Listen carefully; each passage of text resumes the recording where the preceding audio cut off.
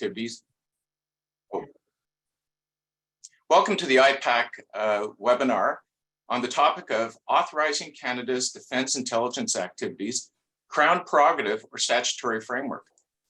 Good afternoon in Eastern Canada and good morning in Western Canada.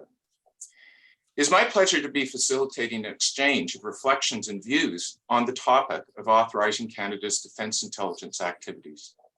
My name is Evert Lindquist, and I'm facilitating this session in my capacity as editor of Canadian Public Administration, the scholarly journal of the Institute of Public Administration of Canada, which showcases applied research on a variety of public administration, governance, and public policy issues. Today, I'll be facilitating our discussion from the traditional and unceded lands of the Lekwungen peoples, on whose traditional territory the University of Victoria and members of IPAC Victoria work and live. We have a great panel for you today. Let me provide background on how this panel came to be and the experts who will be debating each other, and then I'll turn it over to them. In late 2021, Philippe Lagassé published an article in the journal on the topic of defense intelligence and the Crown prerogative in Canada. This appeared in December 2021. Philippe is an associate professor in the Norman Paterson School of International Affairs at Carleton University and holds the William and Jeannie Barton Chair in International Affairs. His research focuses on defense policy and procurement and on the roles of Parliament, the Crown, and executive power in Westminster states in the areas of foreign and military affairs. He also has extensive experience advising governments in these areas. Months later, his colleague, Professor Leah West, asked if we would be receptive to a detailed reply, and I agreed. Leah had a first career in the Canadian Armed Forces for 10 years, then trained as a lawyer, and among many other things, served as counsel with the Department of Justice in the National Security Litigation and Advisory Group. And now she is Assistant Professor of International Affairs in the areas of national security law, counterterrorism, and cyber operations. And she also works in the Norman Paterson School of International Affairs. Naturally, in reviewing Philippe's article, she took an interest in the legal foundations for authorizing defense intelligence activities. Her response appeared in the most recent issue of the journal, December 2022, and was entitled "The Perilous Prerogative, an Argument for Legislating Defense Intelligence in Canada." And of course, we invited Philippe to submit a rejoinder, which appeared in the same issue. And you'll be able to find links to all three of those articles. Now, normally exchanges between colleagues are from different institutions, and they reflect different analytic approaches or experience bases, and often they converge on being quite acerbic, but not so here. Both colleagues are not only from the same institution, but also the same academic unit, and each has a great deal of practical experience and ongoing links with government. The written exchange was incredibly respectful and informative, so we thought that a webinar would bring this insightful debate to you in a different format. Today, we have also invited an experienced former public servant, Mr. Vincent Rigby, to provide commentary on this exchange. Vincent recently retired after a 30-year career in the public service. He served in a variety of positions, ultimately as Associate Deputy Minister of Global Affairs Canada and Public Safety Canada, and as National Security and Intelligence Advisor to the Prime Minister. He is currently a visiting professor at the Max Bell School of Public Policy at McGill University. So the format for today is that we will be beginning with Philippe first, then Leah, and then Vincent. We'll give them about 8 minutes each to review their arguments, and then we'll have a lightning round after that so that they can briefly respond to one another's points. And then over to questions from you, the audience, and further discussion. We should be done just before 1 p.m. Ottawa time. You can put your questions in the Q&A box down at the bottom of your screen, and we really look forward to hearing from you. Now, let's turn the floor over to Philippe. Welcome.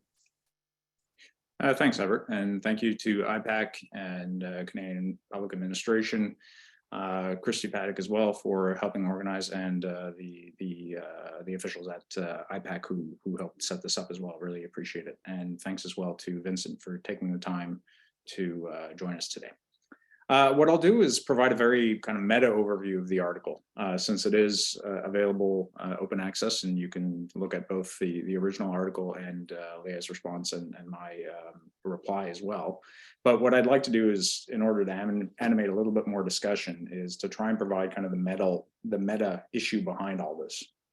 So this research stems from a SSHRC grant that I'm currently working on, looking at the Crown prerogative and executive.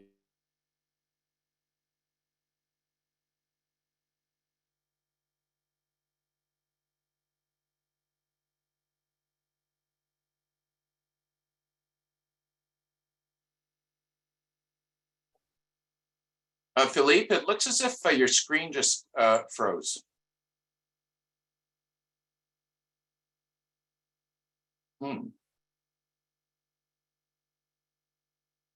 We'll see if he's coming back in. Pardon?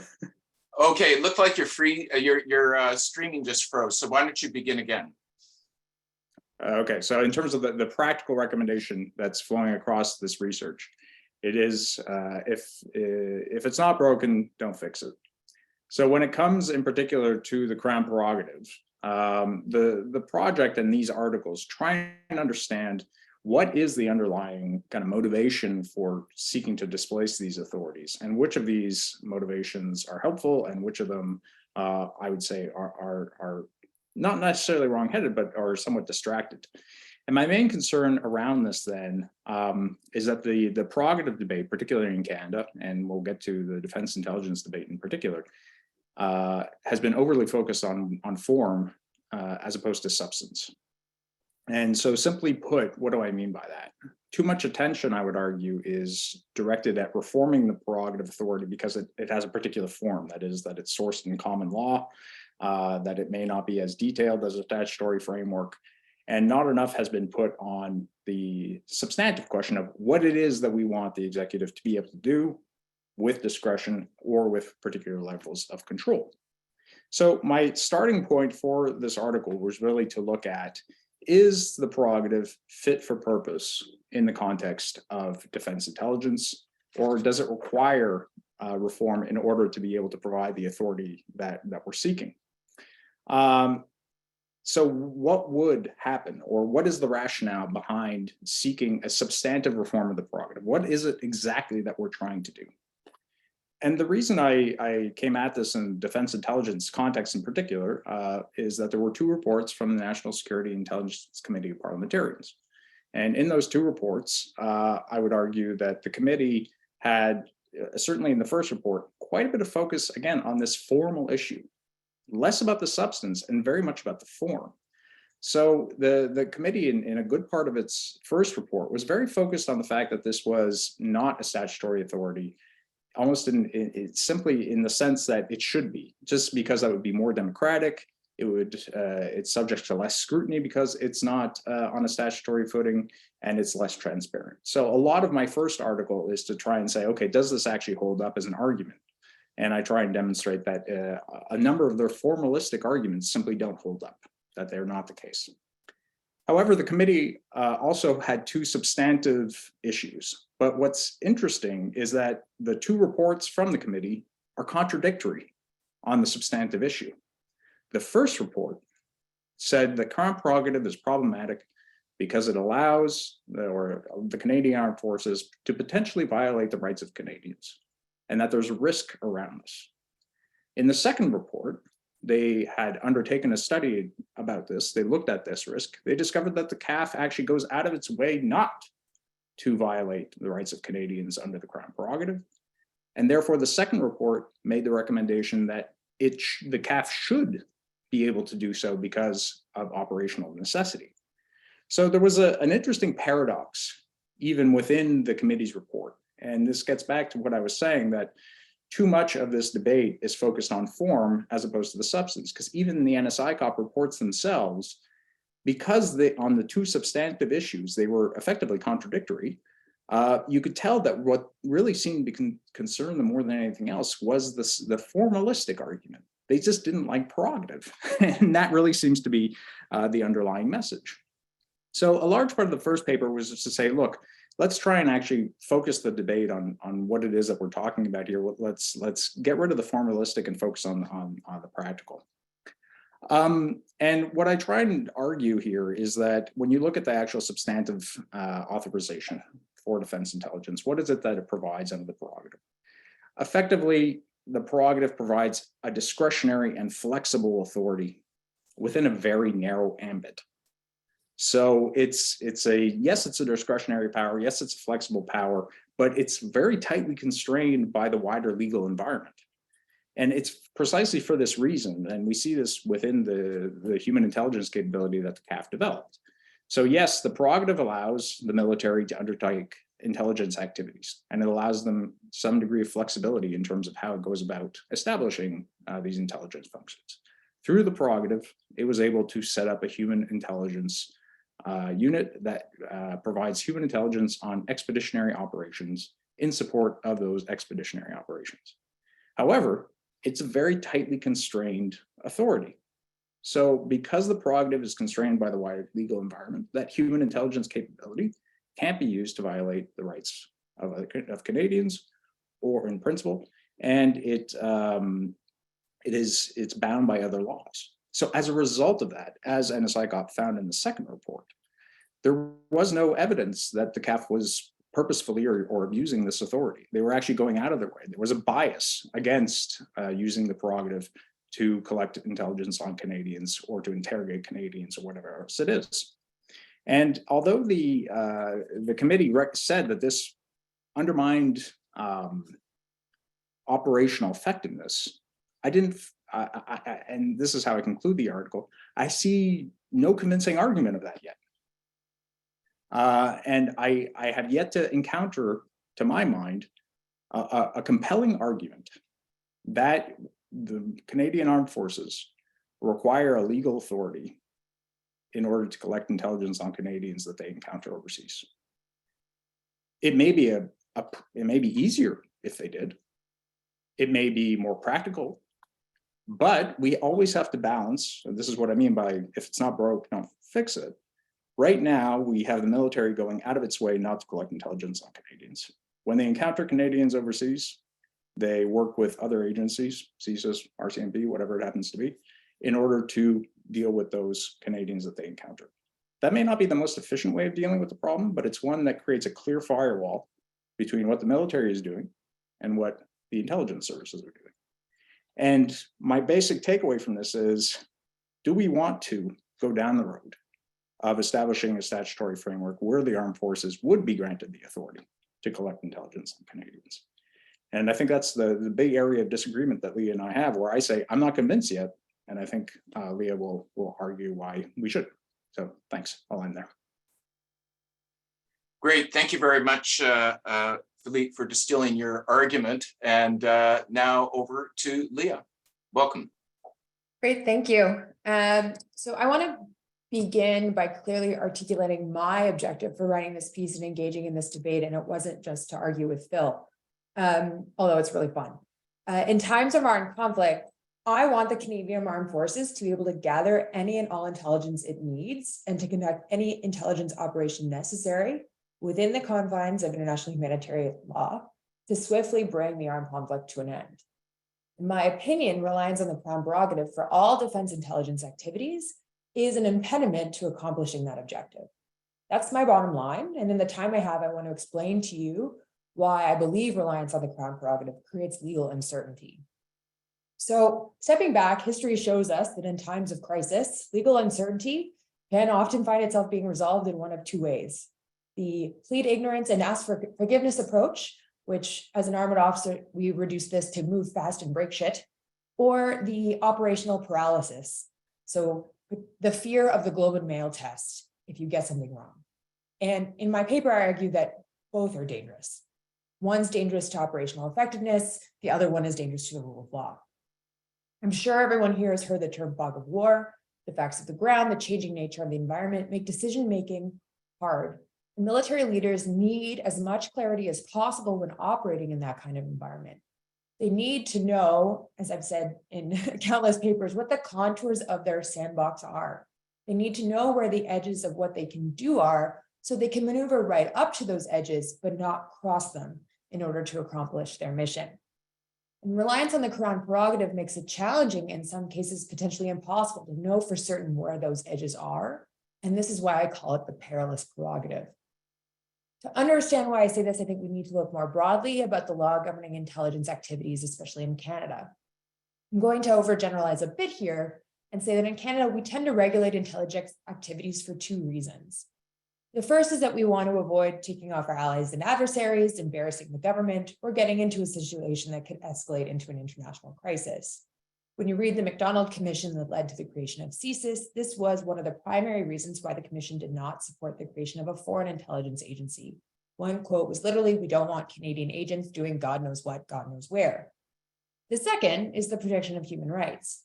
We give our intelligence agencies extraordinary powers to be able to investigate threats to Canadians, Canada and Canadian interests, powers not normally available in times of peace, but in exchange, these powers are carefully constrained by legislation and judicial and ministerial oversight.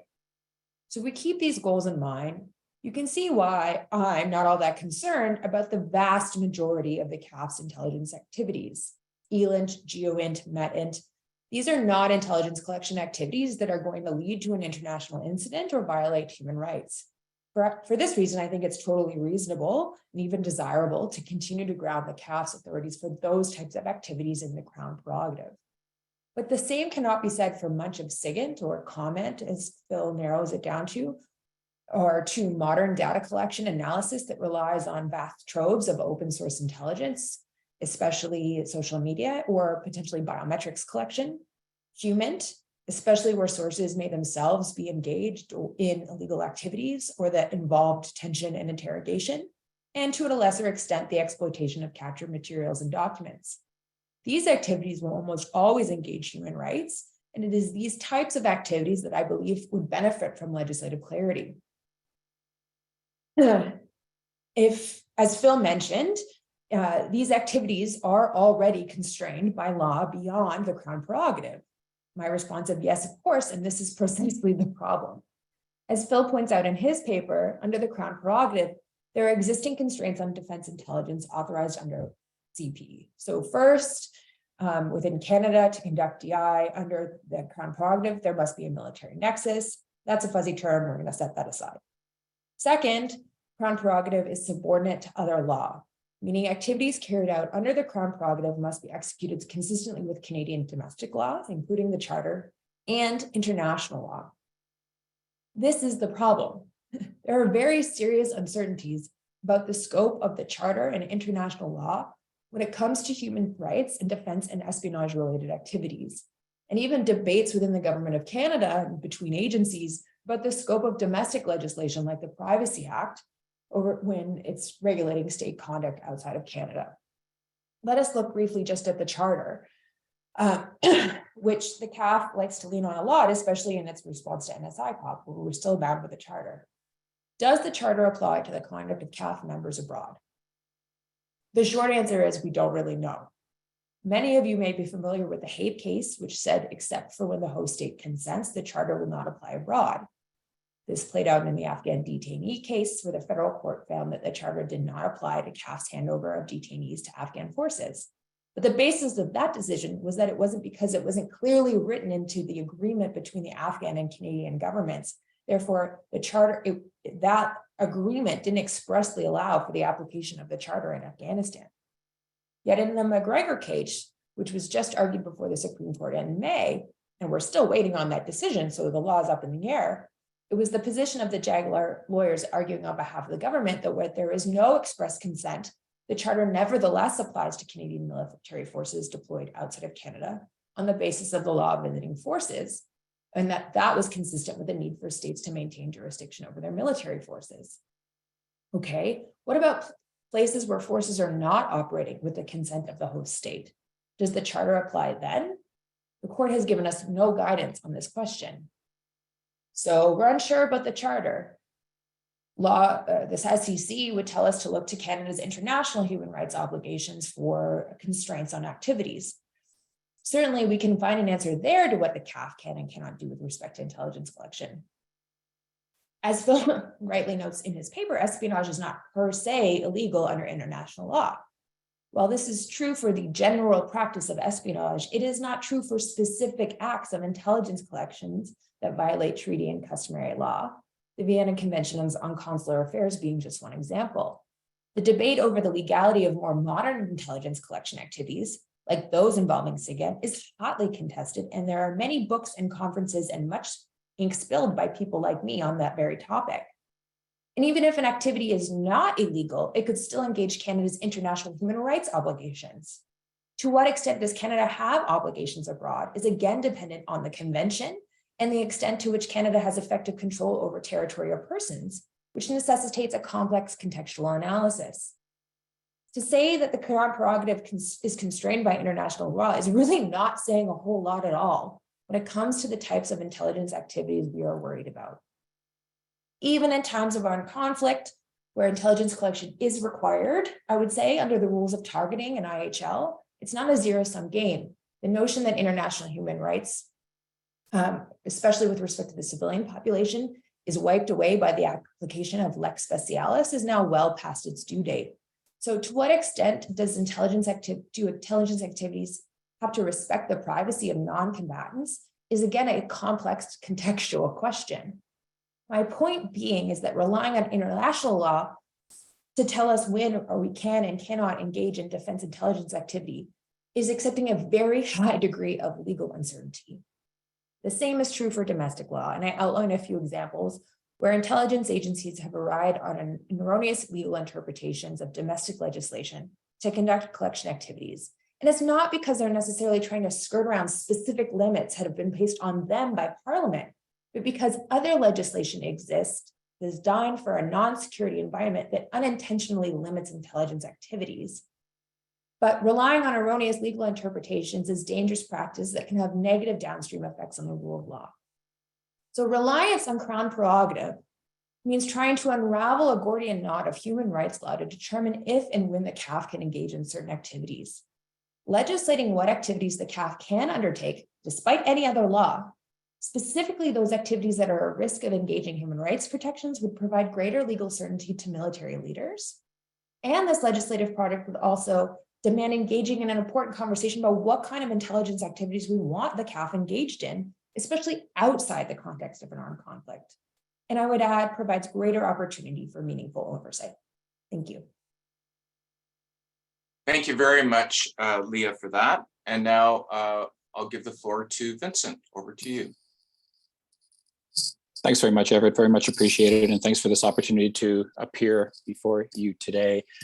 I have to say it's a great honor to be participating in a panel with Phil, who I've known for a very long time, good friend and a good colleague. Leah, I don't know personally, but I know her work.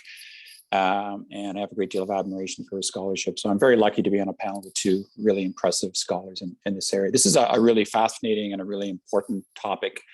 We don't get a chance to talk publicly about defense intelligence very often, and we certainly don't get a chance to talk about defense intelligence and the Crown prerogative very often. So this is nice to see, and it's also nice to see the fact that NSI COP has produced a couple of reports that, while controversial, have provoked a public debate. So they're doing their job, and it's great that we're having this opportunity here today to talk about some of these matters. Full disclosure up front, I mean, I'm not a lawyer like Leah, and as you just heard from her presentation, this issue is steeped in legal issues, and I can't necessarily address all of them, if not any of them, for that matter. I'm also not an expert in defense intelligence. I worked at D&D for 15 years, half of my career, ending up as the Assistant Deputy Minister Policy, but it was on the policy side, not on the intel side. And I'm not an expert in the Crown prerogative. Like Phil, I certainly have experience in the workings of the prerogative in the area of foreign policy and defense, but I've not studied in depth like my colleagues. So apart from all that, I am the perfect candidate for this panel. But seriously, I think I bring a broad familiarity with the topic and intelligence writ large, given, as Everett said at the beginning, my career in and out of the security intelligence community, and in particular the last couple of years as the National Security Intelligence Advisor. And the other perhaps value added I bring is that I do know the workings of NSI COP very well and work very closely with them as NSIA. And indeed, what's interesting is that when I arrived as NSIA in early 2020, It was right before the second NSI COP report on CanCit, on Canadian citizens' information, just before it was about to be published. And I remember very well a certain senior official at the Department of National Defense calling me up a few days into the job and expressing in no uncertain terms this person's frustration, if not outrage, at some of the recommendations included in this report. So I do remember it well. And I remember at the time reading the NSI COP reports and talking to others, just how highly complicated this issue is. Some very arcane legal issues. I don't mean that in a negative way, but they're nuanced. It's not a black and white issue. And of course, reading the work of Leah and Phil, this has been strengthened probably in terms of my views that this is a tough topic. So I'm not going to approach this quite the same way that our first two speakers have done. I'll leave the legal complexities to them, and they put a lot of focus on the CanCit issue, Canadian citizens. What I want to do is offer some general observations that'll perhaps help frame the debate. And as Evert said, I'm the token practitioner here on the panel, and maybe just lay down some markers as we go forward on this debate. If indeed it gathers some momentum and the government starts to seriously consider it, just some things to keep in mind. First thing I'd say, and it's not really relevant to the substantive aspect of this debate, but we're missing a key player in this public debate, and it's a rather conspicuous player, and it's the government of Canada. And one of the problems with these NSI COP reports is that there's no requirement on the part of the government to respond to these reports. So it's almost absurd when you think about it, absurd that NSI COP would go to all this great effort, government inspired, government body created through Parliament, will go to all this work to put together a report, and then it would basically disappear into a black hole because the government has provided no response to it, and it's not legislated or mandated to respond. And apart from, I think, a recent report that they did on CSE, where CSE publicly responded, we haven't seen that. When I was NSIA, I pushed quite hard for the government to start responding to these reports so that we could have the transparency and the accountability, which are at the heart of NSI COP. I'm hoping that's now going to become a more regular occurrence, what we've seen with CSE. And Thomas Juneau and I did a report, Thomas Juneau from Ottawa U, on national security last year, where we strongly recommended that this even be put into any new legislation on NSI COP. They're up for legislative review, I think this year or next year, that it be put in that into the legislation that the government needs to respond, so that we can know what the government thinks about this. We've got a pretty clear idea what the CAF thinks about it, the Canadian Armed Forces, but again, it's through the NSI COP report. They've not necessarily spoken out on their own. The second point I'd make, I take Leah's point. This does not necessarily have to be a zero-sum game, so that it's either got to be legislation or statute or the Crown prerogative, no middle ground. It's go big or go home either way.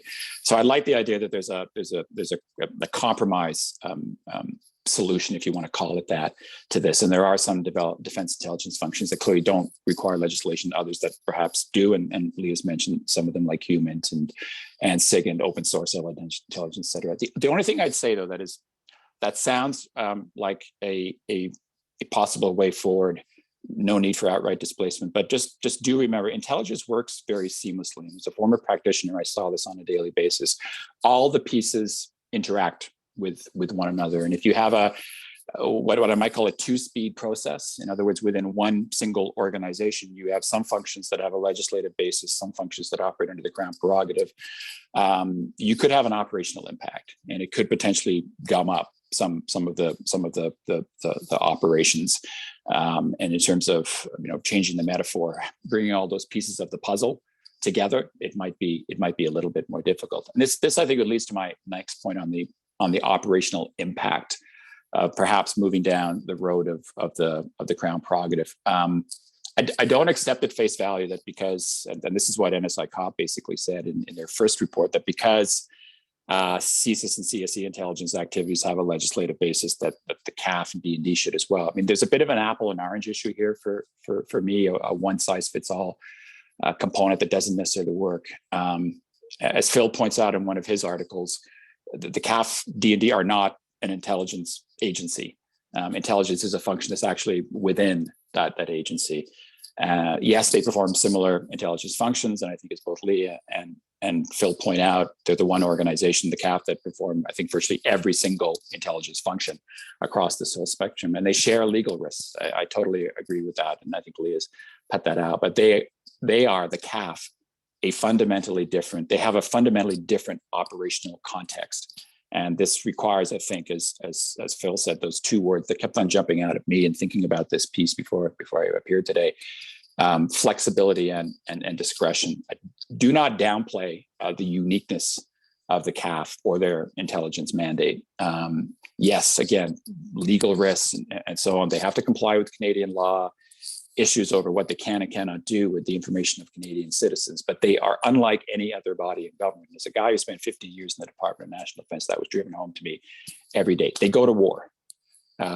Soldiers are on the ground. They risk their lives. Intelligence is a means to an end. It's to support a mission. It's to support an objective and to save lives and to protect lives at the end of the day. So you need to have that flexibility to adapt on the fly. So Leah was just saying that a lot of these scenarios are sort of outside of a war context. Okay, and the collection of information on Canadian citizens overseas, extremist fighters, and so on. That's a debate maybe I can weigh into in the questions and answers session. But just keep in mind that whatever we do here, if we're trying to fix a legal problem, let's not create another real world problem in terms of the operational impact on the ground. If a statute can replicate the flexibility and the discretion, and even as Leah says, set out the parameters that are required to conduct certain pieces of intel, that's fine. But whatever you do, don't create a new problem with respect to the Canadian Armed Forces being able to do their job on the ground and to save lives. And I would say if I were a Canadian commander on the ground and I had to make a choice between on the one hand saving the lives of my soldiers or myself in the performance of a mission, or face legal consequences back at home, I know the decision that I would probably make. I'm kind of with Phil. I mean, if it ain't fundamentally broken, don't fix it. It's worked up to now. So the concerns that were raised by NSI COP and the concerns that are raised by Leah, I think they're very, very important, and they have to be discussed. But I think we also have to ask ourselves, if there's something fundamentally wrong here, what are we trying to fix, and how important is it? And so I'm really putting on my big P practicality hat right now. I mean, given all the challenges of facing the Canadian intelligence community right now, is this really a priority? We have, and again, speaking from experience, we have a limited government attention span when it comes to national security, and particularly when it comes to intelligence issues. We need to prioritize. So there's a lot out there that we want the government to take on. We want them to look at the CSIS Act, which hasn't been looked at in a really fundamentally, get under the hood way in 40 years. We want to look at intelligence coordination sharing. We want to look at governance issues, the fact that we don't have a national security council type body to discuss intelligence issues. There's things about open source intelligence. It's a long, long list. And do you want to add what I think would be a very, very controversial topic, which would be taking away the Crown prerogative from certain defense intelligence functions, especially if it's about gathering intel on Canadian citizens. I know from practical experience on a number of issues that the government shies away from that stuff, and you may well get a response. Really, in addition to everything else, do we want to do that? Very, very quickly, Evert, I know you're probably going to hit the buzzer on me any second now. I just found a couple of things missing. Our allies. I think Phil mentioned in his articles, and you may have just mentioned it in his presentation. Where do our allies stand on this? Well, where our allies stand is that they all have the Crown prerogative. But are they having this debate? What's the state of the debate? What are the questions are they asking?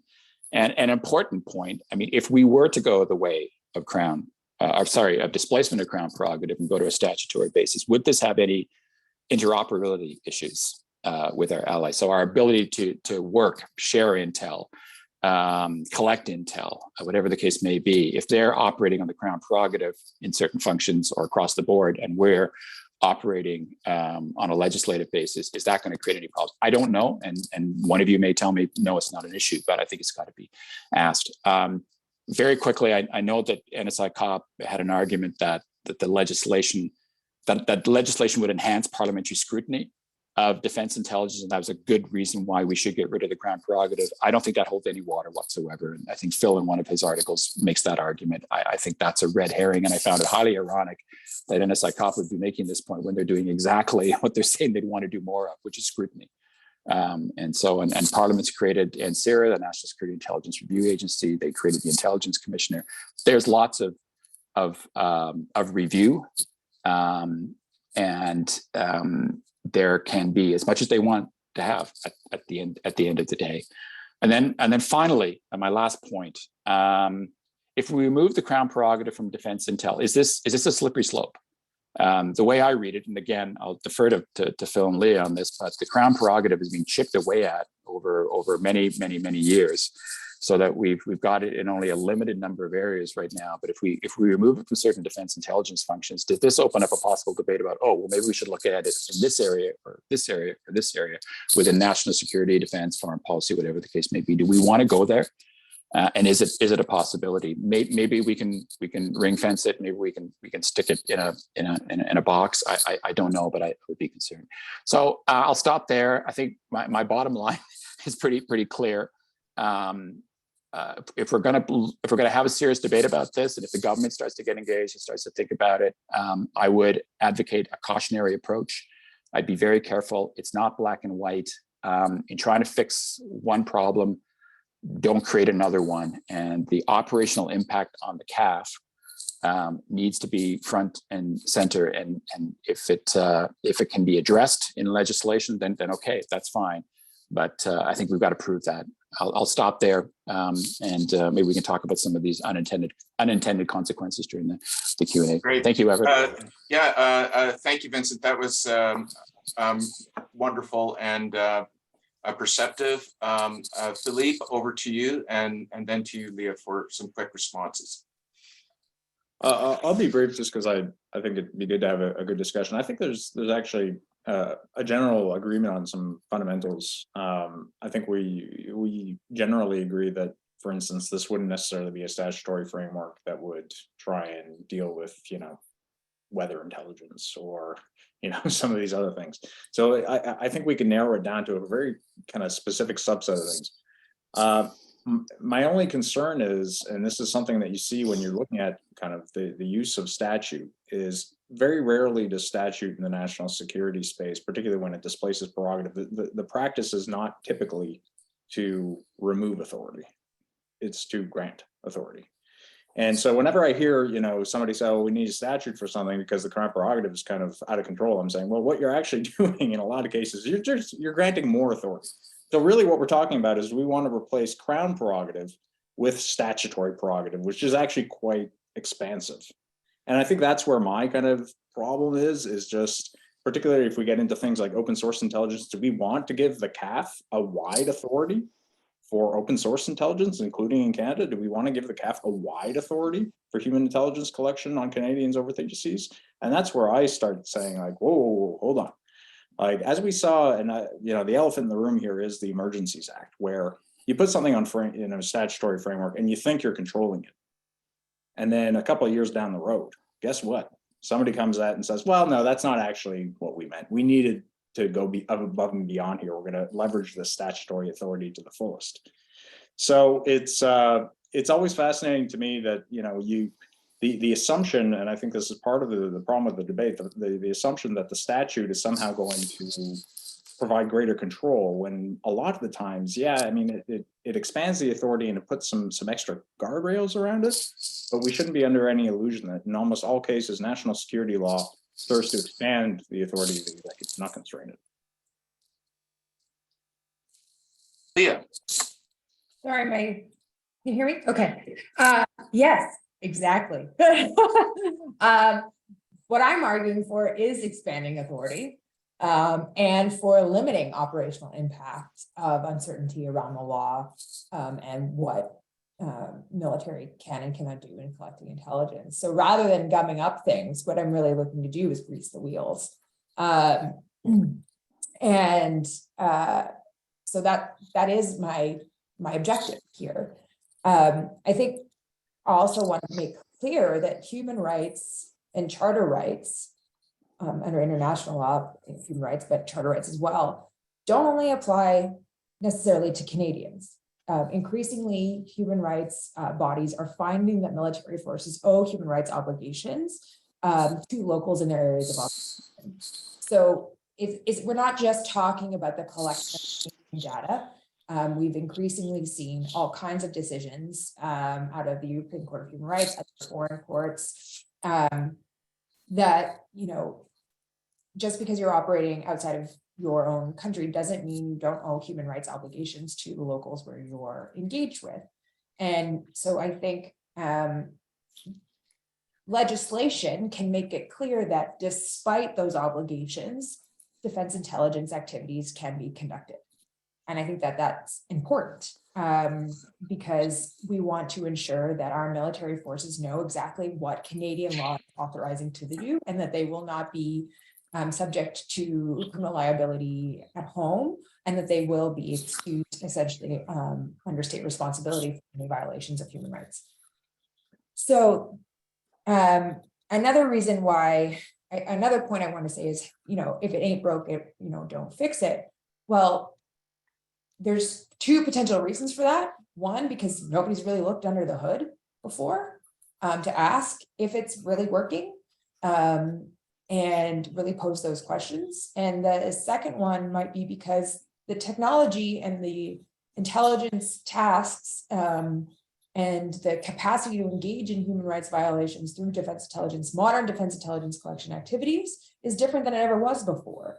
Right? We weren't talking about mass data analytics. We weren't talking about wide use of facial recognition technology, biometrics collection and analysis tied to social media. These things were not in use when we were in Afghanistan, so we weren't thinking about it. But modern warfare is going to be heavily data-driven and has potential widespread implications in terms of privacy, not just for Canadians, but others abroad. And so we do need to relook at this because this is the way of future warfighting. And lastly, I'll just say that currently our ability to share with our foreign allies is actually, depending on whose take on the Privacy Act you have, whether or not it's GACS or DNDs, should limit our ability to share information with foreign allies. And I think that that's something that we need to revisit because, we want to be able, especially in times of armed conflict, to share with our allies. So I am in the camp of let's expand our authority using legislation,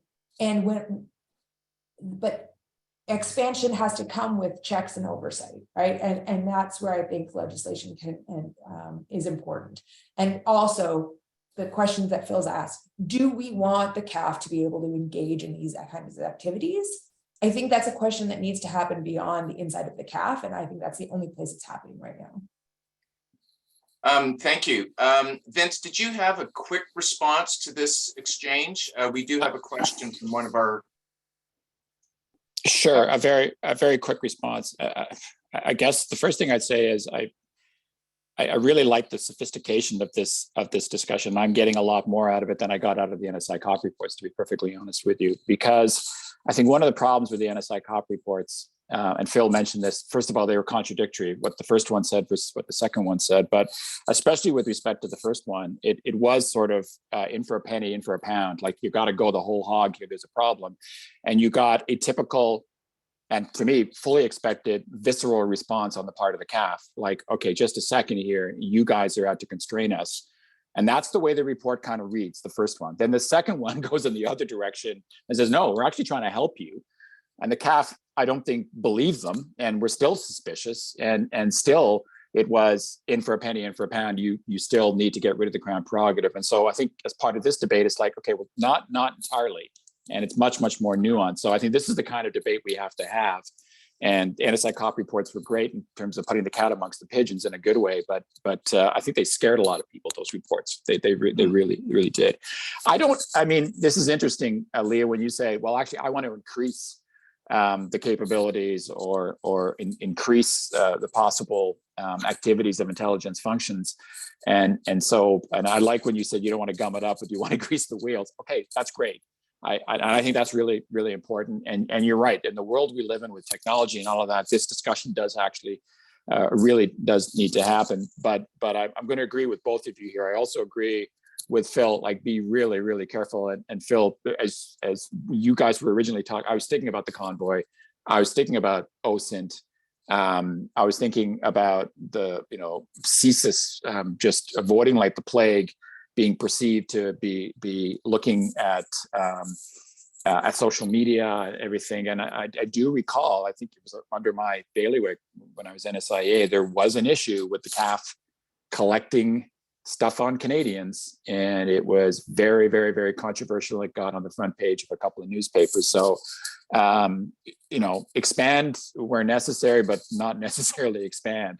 But I'm glad to hear that's kind of that is at the end of the day, not just expanding for the sake of expanding, but where we need to do more. Let's give them the tools, and again, always keeping in mind flexibility and discretion. Thanks, Everett. Yeah, great. Thank you. So we have 3 questions now. So let's just take them in order. And maybe what I'll do is just invite one of you to put your hand up in response to each one. Okay. And then that'll help us with time management. So the first one is, what about the fact that as a statute, it would be open to judicial review and interpretation, therefore requiring accountability outside of Parliament and putting instances where there is a breach in a transparent and public forum, allowing for greater input and understanding by the public? And maybe I'll invite Leah to respond to that, because the next question's directly posed to Philippe. So I see that as a benefit, and I speak to that in my paper. Phil would be the first one to say that defense intelligence activities are still subject to judicial review, for compliance, especially for compliance with the charter. We do know that, again, it would be subject to a significant amount of deference. But I think it is important to have more transparency around this, and to bring defense intelligence out of the world of secret law. Currently, any knowledge about how the CAF interprets its authorities for the Crown prerogative is confined to those NSI COP reports. Like, we don't know anything else publicly. And I think that we've seen it with CSIS, and I'm not saying they're necessarily the same beasts, but when you're engaged in legal reasoning inside the confines of your own organization, especially where you're not subject to external review and oversight, you can get into trouble with erroneous legal interpretation. So it is good to have the opportunity for more consistent review. The last thing I'll say on that is that, again, Phil would say Parliament can do oversight and the judiciary can already do oversight, but all of that legal uncertainty around all of those things that I mentioned would be just as uncertain for those oversight bodies, right? So you're going to get into debates, and just because NSI COP takes one view on an unclear area of law and says the CAF got it wrong, I mean, that's not, like, by creating legislation, you create clarity for both the organization and the overseer. And I think that's helpful. Thank you very much. I agree. Your articles certainly have a lot to say about that. The next question is, I'd like to ask Professor Lagassé what value he sees in the intelligence needs of the CAF being performed instead by the RCMP and CSIS when it concerns a Canadian. If the CAF receives that information back through information sharing, is the detour not simply an inefficiency? What value does it have? And both of the articles speak to this about information collected by other agencies and entities, which is very interesting. So over to you, Philippe. Thanks, Everett. Just a quick comment on the first one before I get into the second one. I think that the role of the courts is something that I think neither Leah and I had a chance to fully kind of elaborate, because I think it almost merits a whole other discussion, where that's where, to my mind, you're opening up a whole other can of worms, where the minute you put it on a statutory footing, then the courts are going to get involved, and you don't know where they're going to go in a lot of cases. And that's the other reason that I'm like, well, hold on. Prerogative serves a good function. It says we're operating within kind of the confines of the law, and please, this is just one area where Parliament has decided to keep our discretion please, this is a separation of powers issue. This is one area where we're asking you to just, you know, bits off. The minute you put it on a statutory footing, the courts are going to, that's when you're telling the courts, now the door is wide open for you to play in here. And that's where I'm having the opposite reaction of saying, okay, in that case, I'm uncomfortable with how far the courts are going to get into operational military matters. With respect to, and this touches actually on the second question, which is, there's a number of things that we don't allow the CAF to do, or weapons that we don't give the CAF, even if it would be great to have them from an efficiency point of view. You know, landmines, cluster munitions, whatever it is. There's tons of things that we could equip the military with that we don't, because we've made a determination that this is just not within our values, or it's not how we want to play it. And by the same token, you know, as we saw even during the convoy, and bringing it back, there was a general hesitancy on the part of the government of Canada to involve the CAF in anything that resembled law enforcement. You have the authority to do it. We could do it. We choose not to do it because we just decided that there's certain things that people in uniform shouldn't do. Now, we can have a good debate about whether or not they should be able to do it. And I think that's where, you know, Leah and I'm more than happy to kind of gravitate towards Leah's position if it's well articulated and, you know, the operational necessity becomes clear. What worries me is something like the operations against ISIS were a very kind of like specific event. How often are we going to see the CAF engaging with foreign Canadian nationals overseas? How regular is this? And does that kind of case, do we generalize from that case in order to kind of open up and provide a whole panoply of other authorities to the CAF?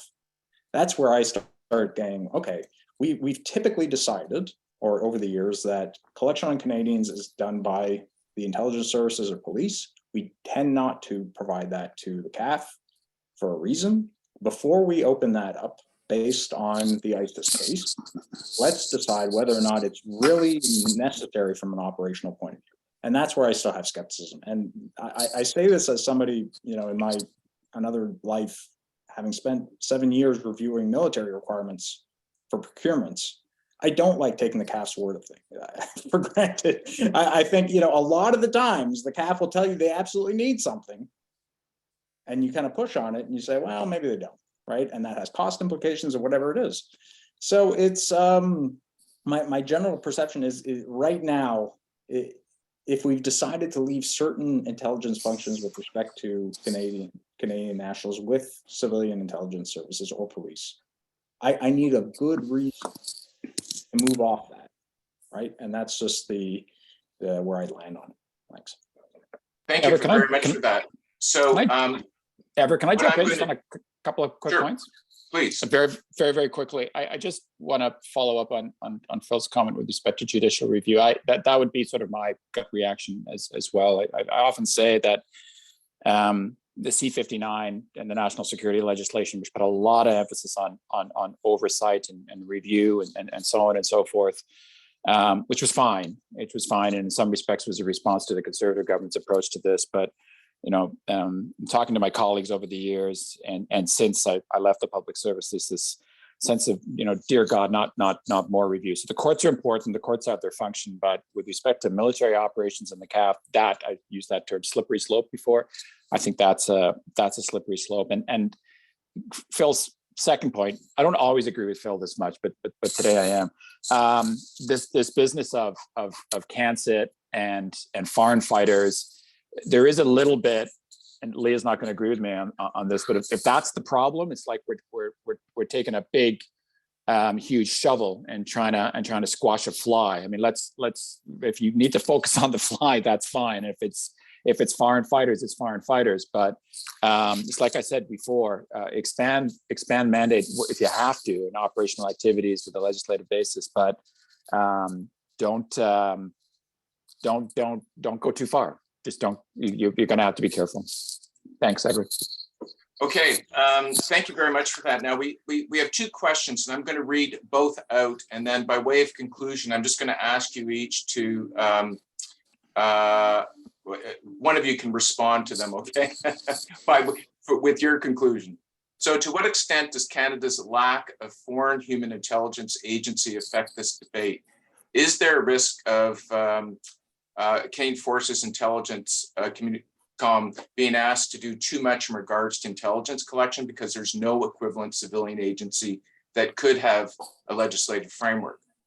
And then the second question, which goes back to a point that was raised earlier, a question that was actually raised by Vince. For any participant, what lessons can be learned by the UK's long-term governance of foreign intelligence functions through use of royal prerogative and its subsequent transition to legislative governance?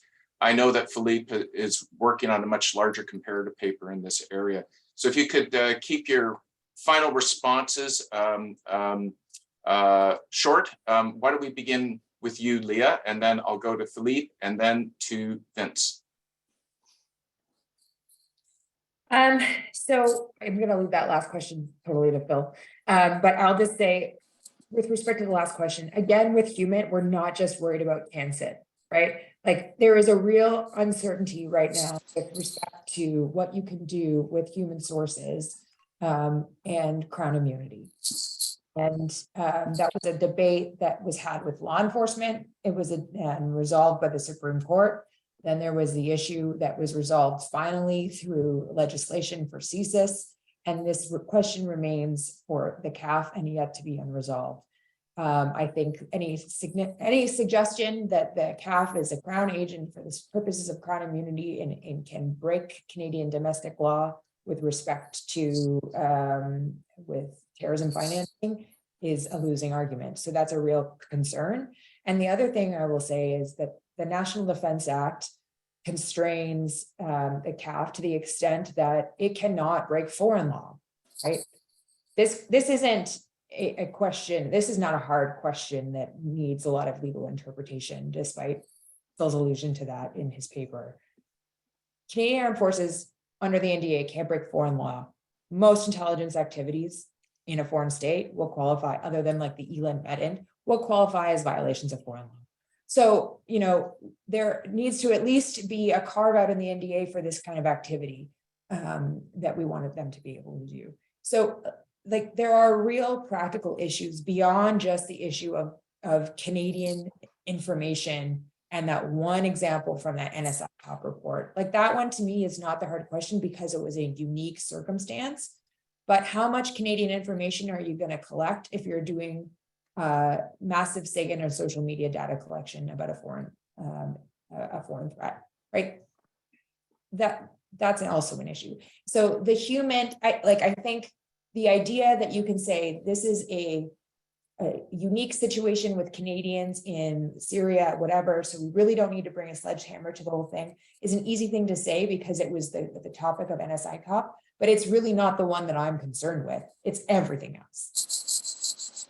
Okay, thank you. Philippe, very briefly.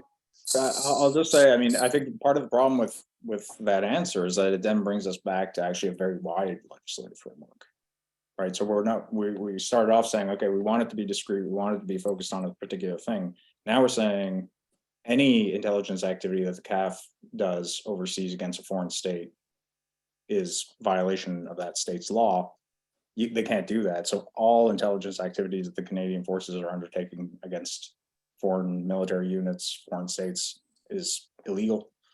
No, you say in the legislation that provision of the NDA doesn't apply. I know, but this is what I mean. Is you start going down this road of saying, okay, it's a now narrow carve out, Phil. It's not a wide one. Well, the problem. Okay. So in the interest of maintaining collegiality, I think I'm going to have to bring our really good set of presentations and discussion to an end just to meet the time requirements. I think you've generated, and I'm sorry, Vince, not to allow you to get the last word in. I was going to espouse on foreign intelligence and the need for a foreign intelligence agency. I actually don't believe that, but I defer to you in time management. Yes, but what I want to thank each of you, not only for just a really informative discussion, but also your goodwill in doing this, bringing to life work that's based on an exchange in a journal. It shows the passion that you bring to it, and that this matters. This is not just legal theory or ideas of Crown prerogative, but it has real operational relevance. And I commend the three articles to you. There's obviously a lot more to follow up with. I hope that this debate will precipitate more discussion in this area. So thank you to the panel. I also want to thank the Institute of Public Administration of Canada for hosting this event, to David Fulford, the president, and Aaron Bellwood, who has set up the webinar. Thank you very much, Aaron. And also to Christy Paddock, our managing editor of the journal, who actually ensures that the really great manuscripts we get converted into published articles that, like the ones we've been discussing today. So thank you very much. Thank you for all the participants. You'll see that those articles are available in open access. Do visit those links and spread the word, because this is really good material to read. Thank you very much. Have a good day. Thank you very much. Thanks, everybody. I love you, Phil.